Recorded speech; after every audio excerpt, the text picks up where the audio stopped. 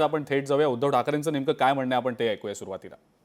होतं आणि म्हणाले होते की स्थगिती द्यायला मी काय उद्धव ठाकरे नाही. आणि मी त्यांना सांगितलं होतं की तुम्हाला उद्धव ठाकरे होता येणार नाही. उद्धव ठाकरे व्हायचं असेल तर उद्या म्हणजे आज जो अर्थसंकल्प सादर केला जाणार आहे त्याच्यात जसं मी माझ्या नागपूरच्या पहिल्या अधिवेशनात शेतकऱ्यांना कालबद्ध एक कार्यक्रम देऊन कर्जमुक्त केलं होतं तसं कर्जमुक्तीची तुम्ही घोषणा करा आणि अंमलबजावणी करा. ती झालेली नाहीये. त्याच्यानंतर प्रत्येकास अन्न आणि निवारा हे तर अखंडपणाने चालत राहणारी एक ती प्रक्रिया आहे. प्रत्येकाला तुम्ही अन्न कधी देणार, निवारा कधी देणार. त्याच्यानंतर वृद्ध पेन्शन धारकांना 2100 रुपये. जीवनावश्यक वस्तूंच्या किमती स्थिर कधी ठेवणार. तुमचं सरकार स्थिर आहे ना. एवढं प्रचंड बहुमत मिळाल्यानंतर जर सरकार स्थिर झाल्यानंतरही किमती वस्तूंच्या जीवनावश्यक वस्तूंच्या किमती स्थिर ठेवणार नसाल तर तुमच्या या बहुमताच्या सरकारला कोण किंमत देणार हा एक प्रश्न त्यांनी विचारला पाहिजे. 25 लाख रोजगार निर्मितीमध्ये 10 लाख विद्यार्थ्यांना वगैरे हे सगळे आहे ना. विद्यार्थ्यांना 10,000 रुपये, 45,000 गावात पांदण हे त्यांनी वेगळंच हे केले. पांदण रस्ते बांधणार. आता ही घोषणा करा. आम्ही सुद्धा योजना सुरू केली होती. अंगणवाडी आणि आशा सेविकांना 15,000 आणि सुरक्षा कवच दिले का. वीज बिलात 30% कपात करून सौर आणि अक्षय ऊर्जेवर भर देण्याचे वचन. हे वचन सुद्धा चालूच राहणार आहे. कारण आम्ही सुद्धा सौर ऊर्जेचा प्रयत्न करत होतो आणि ती योजना सुरू केली होती. सरकार स्थापनेनंतर विजन महाराष्ट्र 2029 ह्या सगळ्या ज्या गोष्टी आहेत. त्याच्यानंतर त्यांनी जे काय म्हटलं होतं की 64,000 आता आजच्या अर्थसंकल्पात आहे तरी काय तर सर्वसामान्य जनतेसाठी तसं काही नाहीये पण कॉन्ट्रॅक्टरसाठी भरपूर काही आहे. मुंबईमध्येच 64,783 कोटीची कामं, विकास कामं. हा कसला विकास होणार आहे, कोणाचा विकास होणार आहे. हा कॉन्ट्रॅक्टरचा विकास होणार. कारण आताच मुंबईमध्ये सगळे रस्ते खोदून ठेवलेले आहेत. आणि त्याच्यात आणखीन एक महत्वाचा मुद्दा योग्य आहे की नाही हा सर्वांनी विचार करायला पाहिजे. 2 विमानतळ जोडण्याची जी काही मेट्रो आहे ती सरकार करणार. हे काम अदानीच आहे. कारण विमानतळाची कामं आणि सगळी जागा जर का अदानीला दिली असेल तर हे काम अदानीने केलं पाहिजे. हे सरकारचं काम नाहीये. नाहीतर उद्या तुम्ही म्हणाल की अदानीला विमानतळाची जागा दिली आम्ही त्याच्यावरती रनवे बांधून देऊ, धावपट्टी पण आम्ही करून देऊ. तसं नाहीये. हे अदानीचं काम त्यांनी केलं पाहिजे. म्हणजे हे सगळी कामं मी काल म्हटलं की केवळ तुमच्या मालकाच्या मित्राच्या हिताची कामं तुम्ही करता आहात त्यातच हे एक काम आहे. आणि चालू काम आहे सगळे. म्हणजे सगळे चालूच आहे त्यांचं. पण ही सगळी ज्या काही गोष्टी आहेत ना पुणे शिरूर उन्नत मार्ग, शिर्डी विमानतळाची नाईट लँडिंग तात्काळ सुरू करणं किती वर्ष झाली. आमच्या काळापासून हा प्रयत्न सुरू आहे. नवीन विमानतळांचा विस्तार आणि विकास. पण चिपी विमानतळ बंद का झाला ह्याची काय उत्तर नाही. म्हणजे पुढचं पाठ मागचं सपाट असा हा अर्थसंकल्प आहे. आणि शेतकऱ्यांना तुम्ही मोफत विजेची घोषणा केली की मोफत देण्यापेक्षा 24 तास द्या. त्याच्यानंतर आता जसं आम्हाला तुम्ही म्हणाला की आता त्यांनी मोफत विजेची घोषणा केली पण जी बाकी आहे जो विषय आमच्या कैलास पाटील यांनी परवा काढला की आता शेतकऱ्यांना बिलं यायला लागले की पूर्वीची थकबाकी त्या थकबाकीचं काय करणार आहात तुम्ही. त्याच्याबद्दल काहीच नाहीये. आणि बाकी एकूणच पंतप्रधान आवास योजनेबद्दल सुद्धा आत्ताच एक माझ्या हातामध्ये ती बातमी आहे. 28 जानेवारी 2025 ला लोकसत्तेत आलेली बातमी आहे की पंतप्रधान आवास योजनेतील खासगी विकासकांना 50 कोटींचा जादा निधी केंद्रीय गृहनिर्माण विभागाकडून अखेर विचारला. म्हणजे हे बिंगाईचं फुटायला लागलेले आहे. कॉन्ट्रॅक्टरचे खिसे भरण्याच्या कामासाठी त्या उद्देशाने यांनी विकास विकास विकास विकास नाही हा महाराष्ट्र खड्ड्यात घालण्याचा प्रयत्न सुरू आहे. आणि तसा प्रयत्न नाही मी तर म्हणेन हे काम सुरू झालेलं आहे. आणि ज्या वेळेला आता चर्चा सुरू होईल तेव्हा हे त्यांचेच ज्याला थापानामा किंवा झुंगानामा म्हणा हे या महायुती सरकारला एक संकल्पपत्र 2024 महाराष्ट्र विधानसभा निवडणूक भारतीय जनता पार्टी ह्याच्यातल्या तुम्ही काय आता पहिला अर्थसंकल्प मांडण्यासाठी एक तरी गोष्ट तुम्ही आमच्या अर्थसंकल्पात मांडली का. मग हे कधी होणार तुमचे संकल्प. म्हणजे 2050 साली काहीतरी करू, 3876 साली करू. याला ह्या वर्षीचा अर्थसंकल्प नाही म्हणता येणार. म्हणजे एकतर अर्ध्याहून अधिक कामं ही पूर्वी जी सुरू होती त्यातलीच आहेत त्याच्यानंतर जी करणार आहोत ते उद्या करू, परवा करू, ह्या अशा पद्धतीचा अर्थसंकल्प आहे. आणि हा अत्यंत बोगस अर्थसंकल्प खरंच 10,000 वर्षात नसला तरी गेल्या अनेक वर्षात मांडला गेला असेल या विधानसभेत, असं मला वाटत नाही.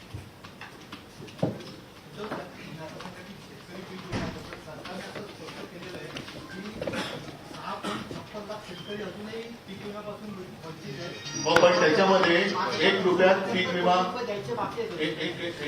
एका रुपयात पीक विमा योजना जी होती त्याचा भ्रष्टाचार बाहेर आमच्या खासदारांनी पण काढला. ती योजना बंद करण्यासाठी सुद्धा मला बंद पडलीच आहे.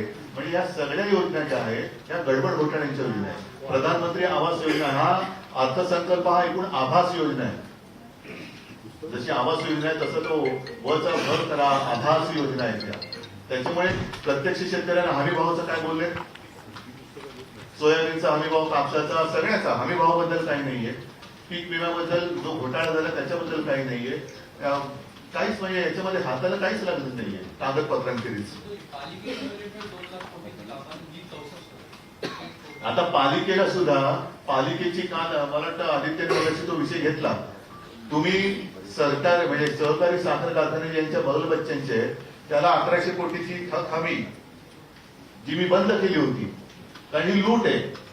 त्यांना तुम्ही तुमची त्याची थक हमी घेता, साध्या शेतकऱ्याला तुम्ही थक हमी घेत नाहीत त्याची. आणि महापालिकेची जी येणं आहे 16,000 कोटी ते कधी देणं. मेट्रोवरती एवढा खर्च करताय, करा ठीक आहे, पण बीएसटी वरती का नाही करत? आम्ही आमच्या काळामध्ये बीएसटी ला पण मदत करतच होतो. सर इस बजट में हमारा सरकार ने राष्ट्रीय बैंक में 36,000 करोड़ पास किए. जब आप एक मिनट अच्छी बात की आपने, जब ये योजना जाहिर की गई थी तब कितना आंकड़ा था? 46,000. आज उन्होंने कितना किया? नहीं, खर्चा कितना हो गया? उन्होंने कहा 31,000 कोटी, 31,000 कोटी खर्च केले. और अब उन्होंने 36,000, मतलब पहले ही आपने झूठ कहा था 46,000 इसके लिए खर्चा आएगा, वो तो किया नहीं. 2100 रुपए तो दूर की बात, अभी 36,000. वोट तो सारे लिए ना आपने. मेरा सवाल एक था कि उसने कमिटमेंट किया था उन्होंने कि हम 1500 से बढ़ा के 2100 कर देंगे, लेकिन ये सरकार अभी भी बोले इस साल नहीं करेंगे, आने वाले फ्यूचर बजट में. हाँ, तो फिर ऐसे कहना चाहिए था कि हम ये योजना फ्यूचर में करने वाले हैं. आप कभी आपका मन हो तो फ्यूचर में हमें वोट करना. राज्यावरती 8 लाख कोटीचं कर्ज आहे, त्याच्यानंतर 7 लाख कोटीच्या पुरवण्या मागण्या. दुसरीकडे जे निवृत्त कलाकार आहेत त्यांचं मागे 2 महिन्यापासून मी अजून निवृत्त कलाकार नाही आहे, माझ्या कलाकार चालू आहे. राज्यावरती आर्थिक संकट असताना ही गाडी बसवणार कशी आहे? नाही, म्हणूनच म्हणतात ना की मारल्या थापा भारी आणि महाराष्ट्र केला कर्जबाजारी. आता या ज्या जाहिराती होत्या त्या काय करायचं? काय पिजन होल जाहिराती सुद्धा पिजन होल मध्ये टाकायच्या का? बघा, हा त्यांचा जो जाहीरनामा आहे तो पण त्या पिजन होल मध्ये टाकायचा का? काय करायचं का? ही लोकांची फसवणूक आहे. हे लोकांची फसवणूक आहे. आणि फसवणूक करून तुम्ही चहूबाजूने फसवणूक करून सत्ता मिळवलेली आहे. आता निदान सत्ता मिळाले, लोकांना दिलेल्या ज्या तुम्ही काही वचनं तर म्हणतच नाही, आश्वासनं किंवा थापा होत्या त्याच्या काहीतरी गोष्टी पूर्ण करा. उद्धव जी, महायुति के उत्तर है कि बजट जो आश्वासन दिया गया 5 साल के लिए दिया गया, 1 साल के लिए नहीं दिया गया. लेकिन वोट तो एक ही टाइम दिया ना आपने.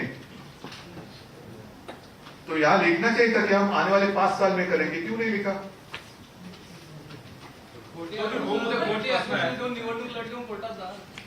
नाही, कोर्टात जाऊन नाही ऐका, कोर्टात जायला हरकत नाही, पण त्याच्यात 2-3 निवडणुका होऊन जातील.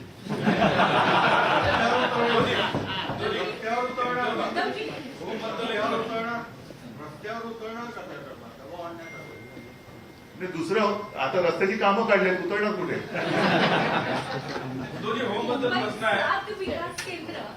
मुंबई परिसरात अजून 7 विकास केंद्र.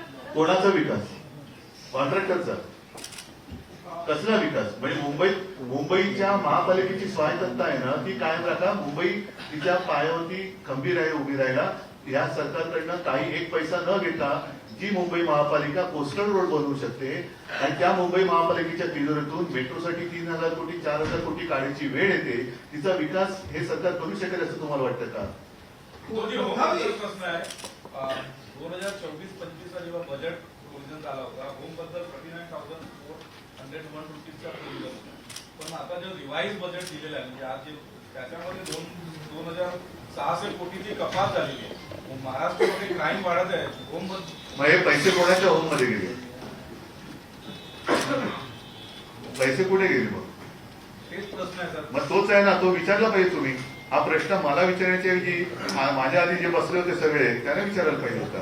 त्यांना पण मग विचार ते काय म्हणतात? त्याचं म्हणणं नाही तर वाढणार आहे. काय क्राईम की पैसे? कोणी काय काय पैसे वाढणार आहे. बाला साहेब ठाकरे मुंबई नागपुर महामार्ग जो है, जब 2015 में सीएम फडणवीस थे तो उन्होंने कहा था इसकी लागत 30,000 करोड़ होगी. बाद में आप जब सीएम बने तो रेट बहुत बढ़ गई 45,000 करोड़ के आसपास. आज अजीत कुमार ने कहा कि इसका 99% काम पूरा हुआ है और 66,000 करोड़ से ज्यादा खर्च हुआ. तो ये लागत क्यों बढ़ रही है? क्योंकि वो कहना है कि आपके में भी जमीनों की जो लोग की गई है और लोकबंदियों में भी जो है जमीनों के भाव बहुत महंगी कीमतों पे लोग खरीदते हैं. नहीं, आपका जो सवाल है ना, इस सरकार का जो ध्यान है लाडकी बहना की ओर नहीं है, लाडका कॉन्ट्रॅक्टर की ओर है. यांचे लाडके कॉन्ट्रॅक्टर ही योजना आहे, तिने हा सगळा अर्थसंकल्प गिळलेला आहे. Sir, 2 years back, all the industries were going to Gujarat. अभी डावोस में 16 लाख करोड़ के MOU साइन किए हैं. क्या चल रहा है? वो बात तो आज की छोड़ो, लेकिन हमारे समय में जितने सारे एमओयूज किए थे उसका आगे इन लोगों ने क्या किया? वो तो जमाना, वो तो समय था, वो कोरोना का था. त्या कोरोना काळामध्ये आम्ही तिकडे म्हणजे आदित्य पण गेला होता, आपले उद्योग मंत्री होते, नितीन राऊत होते आणि आम्ही तिकडे जाऊन तिथल्या उद्योगपतींशी करार केला होता. इथले जे होते की इकडे गुंतवणूक वाढवू शकत होते, म्हणजे जसं आता कुबल लोणची आहे, लिज्जत पापड आहे, ह्यांना आम्ही दावोसमध्ये नव्हतं बोलवलेलं. खरं ते खरं आहे ना, तसंच नाही. आम्ही तिकडे जाऊन बेडेकर मसाल्याची असं नाही केलं, आम्ही इथल्या इथेच केले. ज्यांना इथल्या लोकांना असेल ना, जसं चितळे आहे त्यांनी का नाही वाढायचं? बाकरवडीचे आहे तर बाकरवडीचा तो करार तो इकडे करायला पाहिजे, पुण्यात किंवा मुंबईत. हा बाकरवडीचं पाकिट तिकडे घेऊन गेलं तर हरकत नाही.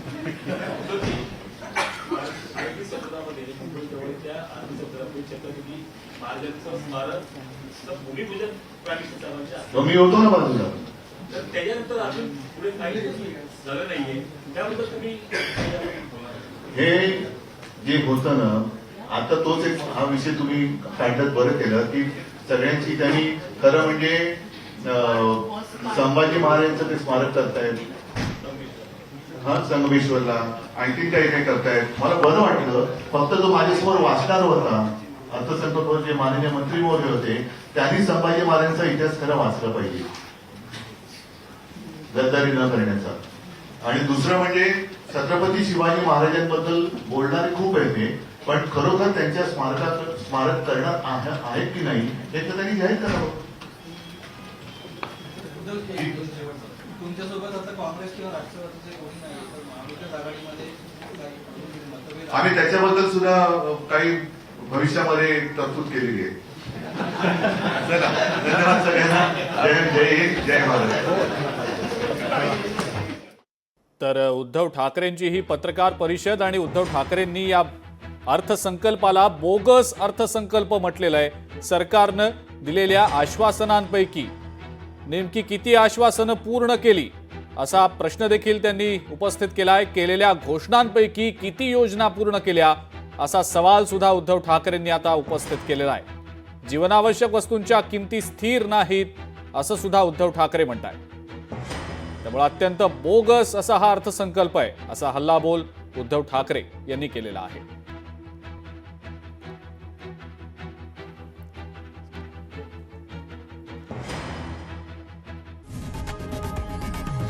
लोकशाही मराठी ऐका, पहा, जागरूक रहा.